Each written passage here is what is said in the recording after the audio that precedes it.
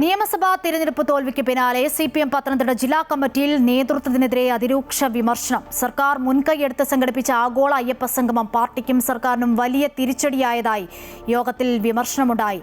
Devaswom board മുൻ president പത്മകുമാറിനെതിരെയുള്ള സ്വർണ്ണക്കൊള്ള ആരോപണത്തിൽ പാർട്ടി മൗനം പാലിക്കുന്നതിനെതിരെയും യോഗത്തിൽ പരിഹാസവും അമർഷവും ഉയർന്നു.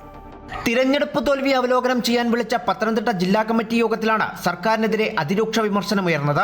ഇടതു സർക്കാർ ഒരു കാരണവശാലും നടത്താൻ പാടില്ലാത്തതായിരുന്നു ആഗോള അയ്യപ്പ സംഗമമെന്നും ഇതാണ് തിരഞ്ഞെടുപ്പിലെ പ്രധാന പ്രതിസന്ധിക്ക് കാരണമായതെന്നും അംഗങ്ങൾ കുറ്റപ്പെടുത്തി. അയ്യപ്പ സംഗമം പാർട്ടിയുടെ അടിസ്ഥാന നിലപാടുകൾക്ക് വിരുദ്ധമായെന്നും തിരഞ്ഞെടുപ്പിൽ പാർട്ടിക്ക് അനുകൂലമാകേണ്ട സാഹചര്യങ്ങളെ ഇത് പ്രതികൂലമായി ബാധിച്ചുവെന്നും അംഗങ്ങൾ അഭിപ്രായപ്പെട്ടു. ദേവസ്വം ബോർഡ് മുൻ പ്രസിഡന്റ് പത്മകുമാറിനെതിരെയുള്ള സ്വർണ്ണക്കൊള്ള ആരോപണത്തിൽ പാർട്ടി സ്വീകരിച്ച നിലപാടും ചോദ്യം ചെയ്യപ്പെട്ടു.